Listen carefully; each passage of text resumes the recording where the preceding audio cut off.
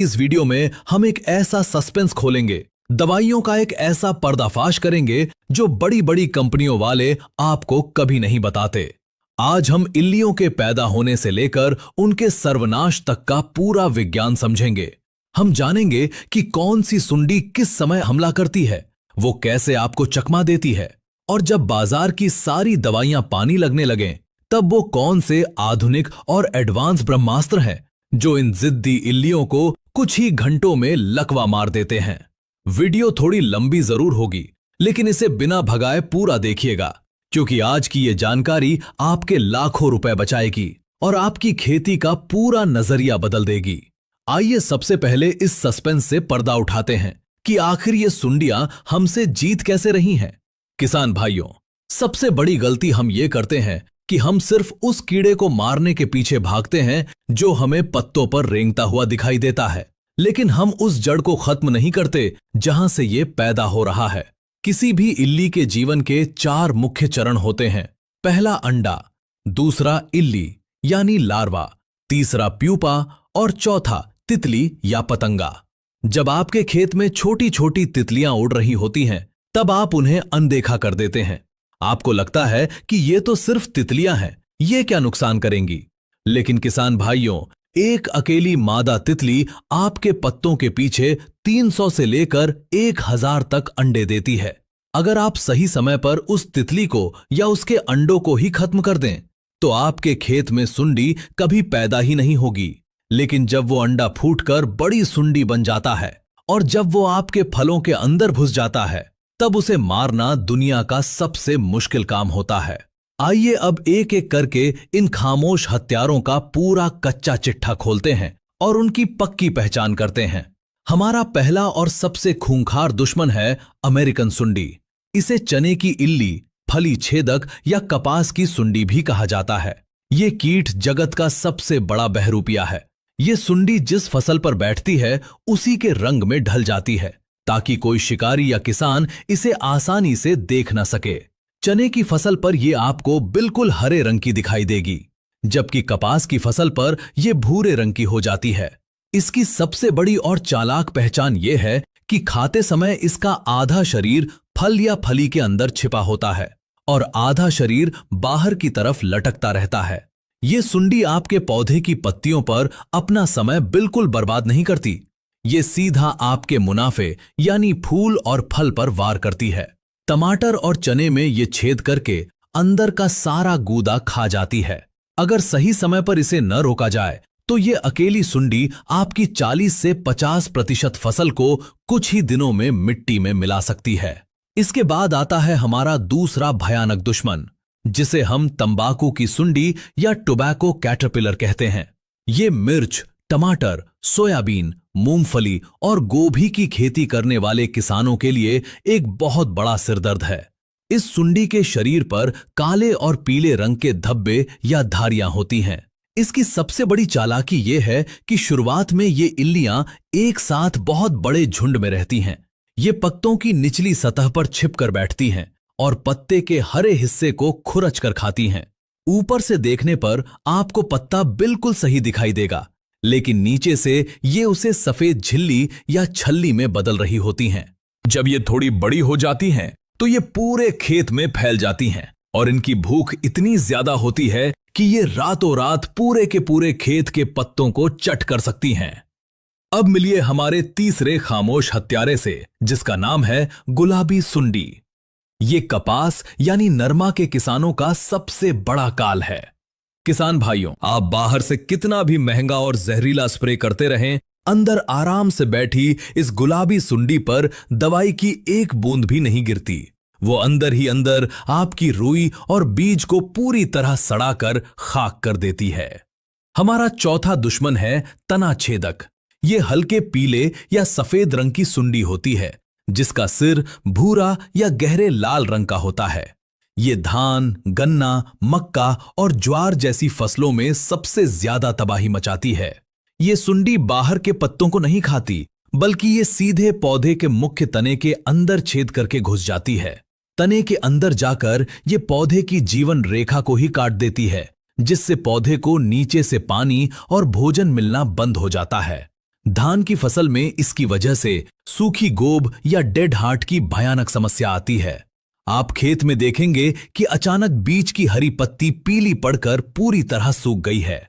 जब आप उस सूखी हुई पत्ती को पकड़कर ऊपर खींचेंगे तो वो बिना किसी ताकत लगाए बहुत आसानी से आपके हाथ में आ जाएगी और उसके निचले हिस्से से आपको सड़े हुए कीचड़ जैसी बहुत गंदी बदबू आएगी। ये तना छेदक के हमले का 100% पक्का सबूत है। पांचवा खूंखार दुश्मन है फल और तना छेदक, जो मुख्य रूप से बैंगन और भिंडी के किसानों को खून के आंसू रुलाता है।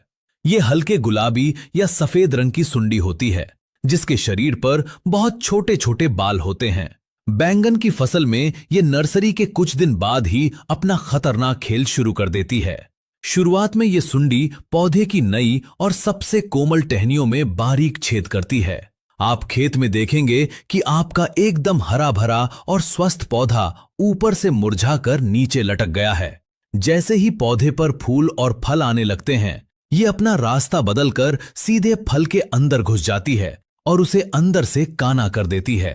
आप सब जानते हैं कि बाजार में काने बैंगन या भिंडी को कोई मुफ्त में भी लेना पसंद नहीं करता। और अंत में आता है रात का सबसे खूंखार शिकारी, जिसका नाम है फॉल आर्मीवर्म, जिसे हम आम भाषा में सैनिक कीट कहते हैं। गहरे भूरे रंग की इस इल्ली की पहचान बहुत आसान है। इसके सिर के ऊपर अंग्रेजी के उल्टे वाई अक्षर का निशान होता है और इसकी पीठ पर 4 बिंदु बने होते हैं।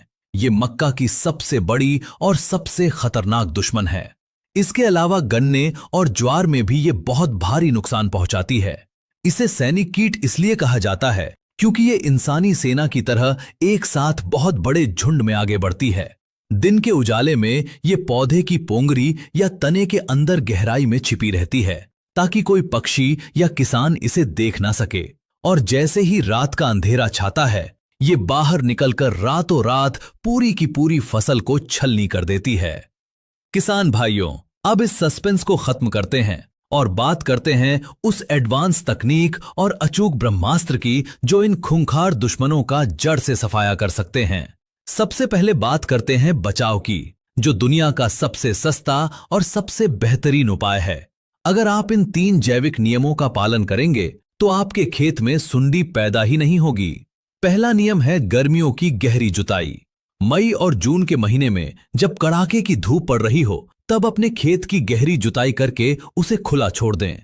इससे मिट्टी के अंदर गहराई में छिपे इन सुंडियों के प्यूपा जमीन के ऊपर आ जाएंगे और सूरज की तेज धूप से जलकर नष्ट हो जाएंगे।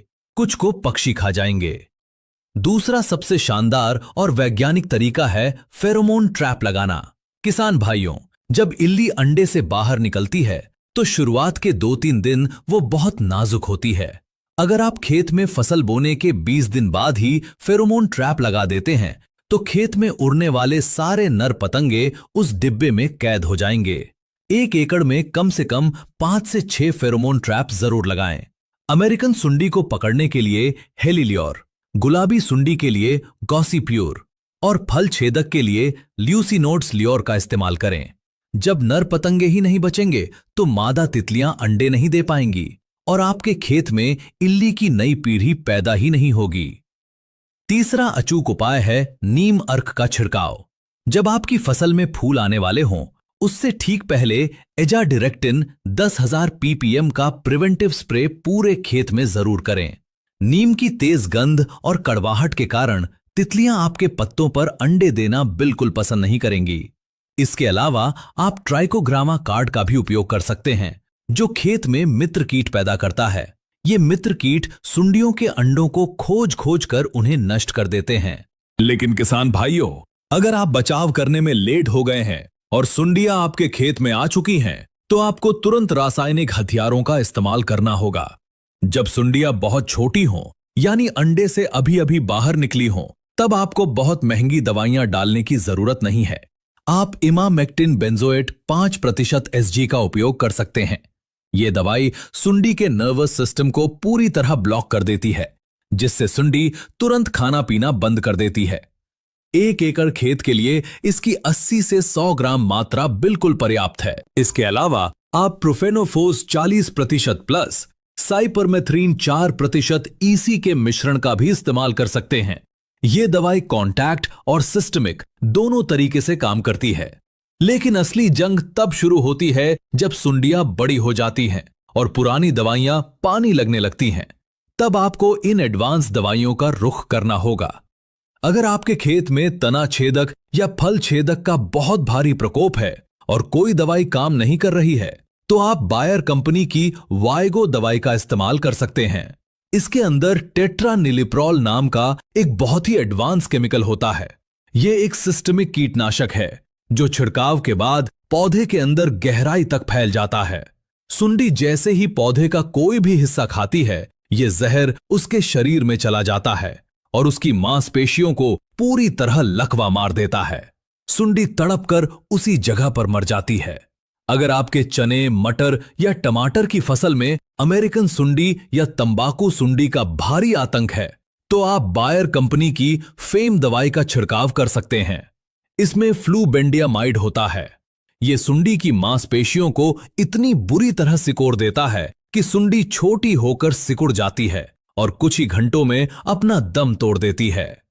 कपास में छुपी हुई गुलाबी सुंडी और मक्के को बर्बाद करने वाली फॉल आर्मी वर्म को खत्म करने के लिए बाजार में डेलीगेट एक बहुत ही शानदार विकल्प मौजूद है। इसमें स्पिनेटोरम 11.7% SC नाम का टेक्निकल होता है। यह दवा सीधे सुंडी के नर्वस सिस्टम पर बहुत तेज हमला करती है। इसका असर इतना भयंकर होता है कि स्प्रे करने के कुछ ही घंटों बाद आपको बड़ी बड़ी इल्लियां जमीन पर तड़पती और मरती हुई नजर आएंगी। और किसान भाइयों, अब समय आ गया है उस सबसे बड़े और सबसे नए ब्रह्मास्त्र की बात करने का, जिसे केवल तब चलाया जाता है जब खेत में इल्लियों ने पूरी तरह से कब्जा कर लिया हो और आपकी सारी उम्मीदें खत्म हो चुकी हों। इस ब्रह्मास्त्र का नाम है एक्सपोनस, जो BASF कंपनी द्वारा बनाया गया है। इसके अंदर एक बिल्कुल नया और आधुनिक रसायन है जिसका नाम है ब्रोफ्लैनिलाइड। यह रसायन एक बिल्कुल नए तरीके से काम करता है, जिसे आज तक किसी भी इल्ली ने देखा या समझा नहीं है। इसलिए इल्लियों के शरीर में इस दवाई को सहने की कोई ताकत नहीं है। यह सबसे जिद्दी और दवाई पचाने वाली सुंडियों को भी बहुत आसानी से मार गिराता है। वीडियो के अंत में मैं आपको स्प्रे करने के 3 ऐसे सुनहरे और सीक्रेट नियम बता रहा हूं जो कोई भी खाद बीज वाला दुकानदार आपको कभी नहीं बताएगा। पहला सबसे बड़ा नियम, सुंडियों को मारने वाली किसी भी दवाई का स्प्रे हमेशा शाम के समय ही करें। दिन की तेज धूप में दवाइयां उड़ जाती हैं और सुंडियां दिन में हमेशा पौधे के निचले हिस्से में छिपी रहती हैं। सुंडियां रात के समय ही बाहर निकलकर फसल खाती हैं, इसलिए शाम का स्प्रे 100% रिजल्ट देता है। दूसरा नियम, आप जिस पानी में दवाई घोल रहे हैं उसका pH मान 6 से 7 के बीच होना चाहिए। अगर आपके ट्यूबवेल का पानी खारा है और उसका pH बहुत ज्यादा है, तो आपकी महंगी से महंगी दवाई पानी में मिलते ही फट जाएगी और उसका असर खत्म हो जाएगा। इसलिए दवाई घोलने से पहले पानी साफ रखें। और तीसरा सबसे जरूरी नियम, कभी भी एक ही दवाई को बार बार अपने खेत में स्प्रे ना करें।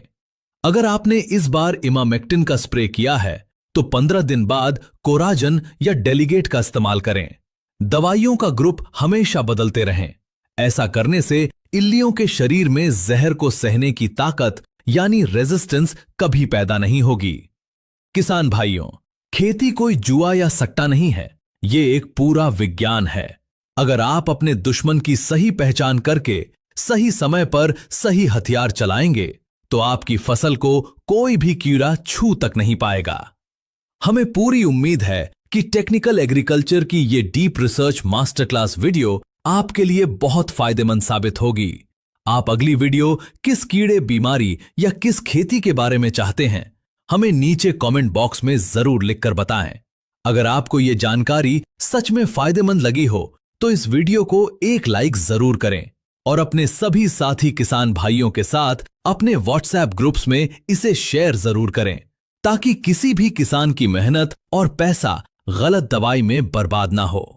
कृषि से जुड़ी ऐसी ही सटीक, वैज्ञानिक और पक्की जानकारियों के लिए हमारे चैनल टेक्निकल एग्रीकल्चर को सब्सक्राइब करके घंटी का बटन जरूर दबाएं ताकि हमारी हर वीडियो सबसे पहले आप तक पहुंचे। जुड़े रहिए हमारे साथ, सीखते रहिए नई तकनीक और अपनी खेती को हमेशा टेक्निकल बनाते रहिए। धन्यवाद। जय हिंद, जय किसान।